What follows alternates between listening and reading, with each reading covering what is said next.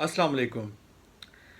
नाज़रीन। पीटीआई की हुकूमत में भी सारा ज़ोर इसी बात के ऊपर था कि हम एक पेज पर हैं, हम सेम पेज पर हैं। मैं बात कर रहा हूँ पीटीआई और इस्टेब्लिशमेंट की।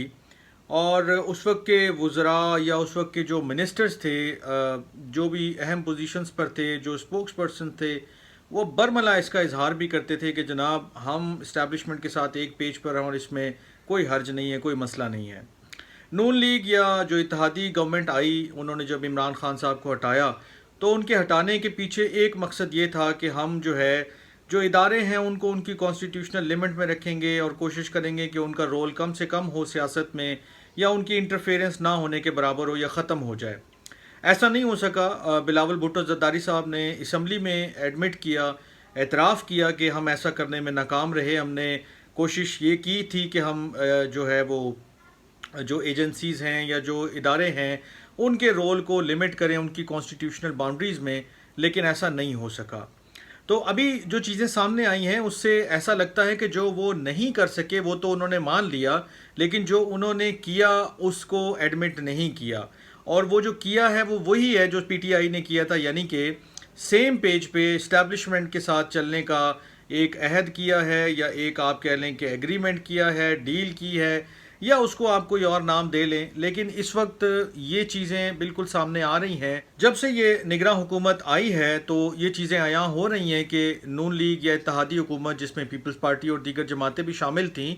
उन्होंने कैसे अपने लिए रास्ता हमवार किया और दोबारा ये उस आस में कि हम दोबारा इक़्तिदार में आ जाएं, इस्टेब्लिशमेंट के साथ जो है वो कोई गड़बड़ ना हो, तो इन्होंने क्या कंसीड किया और इसके बदले में इन्हें क्या मिल रहा है, वो चीज़ें मैं आपके साथ डिस्कस कर लेता हूँ।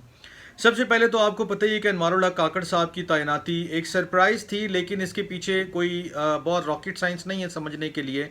कि वो उनका ताल्लुक बाप पार्टी से, और बाप पार्टी का ताल्लुक बकौल इत्तेहादी जो गवर्नमेंट अभी गई है उनके मुताबिक ये इस्टेब्लिशमेंट की पैदा करदा या तख्लीक करदा एक पार्टी है। तो एक ऐसे शख्स को कि जो एक ऐसी पार्टी से ताल्लुक़ रखता है कि जिसको जिसको आप बरमला और बारहा आपने उसका इजहार किया कि जनाब ये इस्टेब्लिशमेंट की पार्टी है या इसकी बैकिंग जो है वो इस्टेब्लिशमेंट से होती है, फिर उस शख्स का इंतखाब आपकी जो है वो सोच की और आपके जो आपका जो एम है आइंदा आने वाले दिनों के हवाले से उसकी भरपूर अक्कासी करता है और बिल्कुल वाज़े कर देता है कि आपकी इंटेंशंस क्या हैं। अब क्या हुआ है वो मैं उसके ऊपर रोशनी डाल देता हूँ, और कैसे ये चीज़ें मैं अखज़ कर रहा हूँ वो भी मैं आपके साथ बिल्कुल शेयर कर लेता हूँ। अभी जो नए प्राइम मिनिस्टर आए हैं अनवारुल हक काकड़ साहब, इन्होंने दो तीन चीज़ें की हैं जिससे ये इंडिकेशन मिलती है। अब ये एक चीज़ तो फैक्ट है कि जो हमें नून लीग या दीगर पार्टियों ने बताया कि जी बाप पार्टी को सपोर्ट हासिल है, और माजी में उसकी मिसालें भी मौजूद हैं कि जब सेनेट चेयरमैन सादिक संजरानी साहब आए वो भी बाप पार्टी से थे, फिर उनके खिलाफ तरीके अदम एतमाद आई। दूसरी तरफ जो है वो वोट ज़्यादा थे नून लीग और बाकियों के पास, लेकिन फिर भी संजरानी साहब जीत जाते हैं, और फिर बाप पार्टी के आप एक बंदे को नॉमिनेट कर देते हैं और उसके बारे में हमें सारी चीज़ें आपने खुद बताई कि जनाब वो इस्टेब्लिशमेंट की पैदा करदा पार्टी है। अभी क्या हुआ है कि अभी जो नए वज़ीर आज़म बने हैं अनवारुल हक काकड़ साहब, उन्होंने आज एक ऐलान किया है और एक बड़ा सिग्निफिकेंट उन्होंने स्टेप लिया है। उसके ऊपर मैं आता हूँ एक दो मिनट में। उससे पहले सिर्फ दो तीन चीज़ों के ऊपर रोशनी डाल दूँ कि कैसे नून लीग ने इस्टेब्लिशमेंट की हाँ में हाँ तो मिलाई, लेकिन उसके बदले में उसे क्या मिला। वो बदले में जो चीज़ें मिली हैं वो ये हैं, या उन्होंने हासिल की हैं या उन्होंने एग्रीमेंट किया है कि जी हमें आप देंगे। उसमें दो तीन चीज़ें मोटी मोटी मैं आपके सामने रख देता हूँ। एक जो शहबाज शरीफ साहब के जो प्रिंसिपल सेक्रेटरी थे तौकीर शाह साहब, उनको अभी तक जो है निगरान जो वज़ीर आज़म है उन्होंने भी उसी पोस्ट पर अपने साथ रिटेन किया है। यानी कि जो नून लीग के साथ एक जो शहबाज शरीफ के साथ तौकीर शाह साहब और तौकीर शाह साहब के साथ शहबाज शरीफ कंफर्टेबल थे, तो अनवारुल हक काकड़ साहब भी उनके साथ कंफर्टेबल हैं और उन्होंने उनको रिटेन करने का फ़ैसला किया है। शहबाज शरीफ हुकूमत में उनके एक और एडवाइज़र थे जिनका नाम था अहद चीमा, और उनको भी इस हुकूमत ने यानी कि निगरान वज़ीर आज़म ने अपने साथ रिटेन रखा हुआ है अभी तक, और आइंदा भी शायद रखेंगे। तौकीर शाह साहब हो सकता है कि वो वर्ल्ड बैंक में उनकी जो तैनाती हुई है उसके ऊपर आइंदा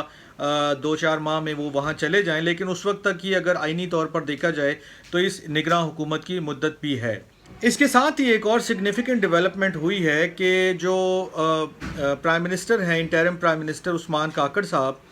उन्होंने मंसूर उस्मान अवान साहब जो अटॉर्नी जनरल फॉर पाकिस्तान हैं ان کو بھی ریٹین کرنے کا فیصلہ کیا اور انہوں نے یہی اعلان کیا ہے، بلکہ ان کو انسٹرکشنز دی ہیں کہ آپ بالکل جو ہے اپنا کام جاری رکھیں۔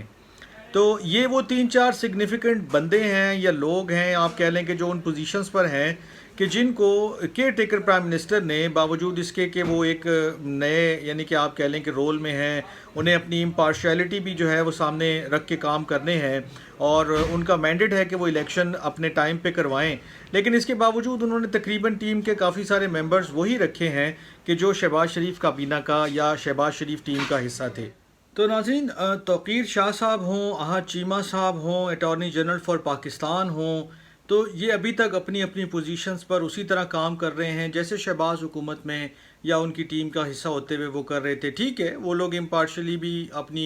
ڈیوٹی سر انجام دے سکتے ہیں، لیکن یہ انڈیکیشن ہے کہ اسی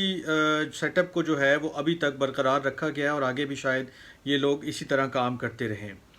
اچھا، اب جو سگنیفیکنٹ اس سے بھی بڑی جو ایک انڈیکیشن ہمارے سامنے آئی ہے، بڑی ڈیولپمنٹ جو ہوئی ہے، وہ یہ ہے کہ انوار الحق کاکڑ صاحب نے یہ اناؤنس کیا ہے کہ وہ نون لیگ اور اتحادی حکومت کی جو پالیسیز تھی ان کو کنٹینیو کریں گے، یعنی کہ جتنی بھی ان کی پالیسیز ابھی یہ 16 مہینے کی حکومت میں انہوں نے اختیار کیں، کاکڑ صاحب بھی انہی پر ہی گامزن رہیں گے، انہی کو ہی فالو کریں گے۔ یہ ایک بڑی سگنیفیکنٹ ڈیولپمنٹ ہے۔ اس میں جو کاکڑ صاحب نے فرمایا ہے وہ یہ ہے کہ ہم نون لیگ کی یا جو پچھلی حکومت تھی اس کی تمام پالیسیز کو بالکل اسی طرح فالو کریں گے، اور خاص کر اکانومی سے ریلیٹڈ جتنی بھی ان کی پالیسیز تھی، جتنے بھی ان کے اقدامات تھے، ہم ان کو اسی طرح آگے لے کر چلیں گے۔ اور اگر آپ کو یاد ہو کہ شہباز شریف صاحب کا ایک فلیگ شپ آپ کہہ لیں کہ پروجیکٹ یا ایک ایسا منصوبہ جس کو وہ سمجھتے ہیں کہ یہ سب سے بڑا میرا کام ہے پاکستان میں بطور وزیر اعظم رہتے ہوئے، اور جس کو انہوں نے یہ بھی یہاں تک بھی اون کیا نون لیگ گورنمنٹ نے کہ یہ سی پیک سے بھی بڑا منصوبہ ہے، وہ ہے اسپیشل انویسٹمنٹ فیسیلیٹیشن کونسل کے قیام کا جو ہے جو منصوبہ تھا، یعنی کہ خصوصی سرمایہ کاری جو کونسل تھی اس کے قیام کو وہ یہ سمجھتے ہیں کہ اس کے ذریعے جتنی انویسٹمنٹ پاکستان میں آئے گی، وہ گلف کنٹریز سے ہو یا کسی اور طرف سے ہو، تو وہ اتنی زیادہ ہوگی، ملازمتوں کے موقع اتنے زیادہ پیدا ہوں گے، پاکستان میں اتنی آپ کہہ لیں کہ ترقی ہو سکتی ہے کہ جو شاید سی پیک سے بھی زیادہ جو ہے اس کا امپیکٹ ہو۔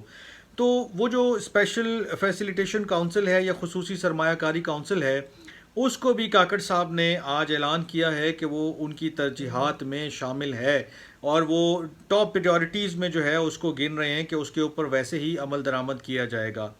ساتھ ہی الیکشن کمیشن آف پاکستان نے بھی ایک جو ہے وہ انسٹرکشنز جاری کی ہیں کیئر ٹیکر پرائم منسٹر کو اور جو بھی رسپیکٹو جو بھی ابھی مطلب لوگ ہیں پروونشل گورنمنٹس میں ان کو، اور اس میں ای سی پی نے بالکل کلیئرلی ان کو جہاں اور دیگر ہدایات دی ہیں وہاں سیکشن 230 کا بھی جو ہے وہ ذکر کیا ہے، اور اس کے تحت جو ہے وہ ایسا ہے کہ جو منصوبے پچھلی گورنمنٹ کے چل رہے ہیں، جو آلریڈی منظور ہو چکے ہیں، جن کے اوپر کام شروع ہو چکا ہے، وہ جاری رکھے جا سکتے ہیں۔ یعنی کہ اگر کاکڑ صاحب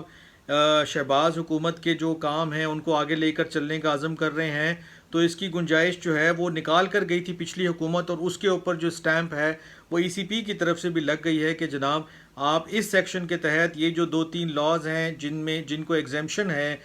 کسی بھی حوالے سے آپ کر سکتے ہیں، پوسٹنگ ٹرانسفر وغیرہ نہیں کر سکتے، لیکن بہرحال آپ جو بھی منصوبے پچھلی حکومت نے شروع کیے تھے وہ آپ جاری رکھ سکتے ہیں۔ تو ریکیپ دے دوں آپ کو کہ توقیر شاہ صاحب ہوں، احد چیمہ صاحب ہوں، اٹارنی جنرل فار پاکستان ہوں، یا اس حکومت نے، یہ جو نگراں حکومت ہے، اس نے یہ اعلان کیا کہ ہم جو پچھلی حکومت کی اکنامک پالیسیز ہیں ان کو آگے لے کر اسی طرح چلتے رہیں گے، بلکہ اور زیادہ کوشش کریں گے کہ اس میں بہتری آئے اور اس میں کام آگے بڑھے۔ اور پھر کاکڑ صاحب کا یہ اعلان یا یہ جو انہوں نے بتایا کہ ہم جو ہے اسپیشل فیسیلیٹیشن کونسل جو ہے، خصوصی سرمایہ کاری کونسل جو ہے، وہ ٹاپ پریورٹیز میں ہے اور اس کو بھی اسی طرح آگے لے کر چلیں گے۔ یہ ساری چیزیں پچھلی حکومت بھی کر رہی تھی، اور انہوں نے جو ہے اسٹیبلشمنٹ کو بھی اپنے ساتھ ملایا، فوج کو بالکل اپنے ساتھ ملایا، قانونی طور پہ ان کو اجازت دی، وہ نیشنل ڈیولپمنٹ کے کاموں میں حصہ لے سکتے ہیں،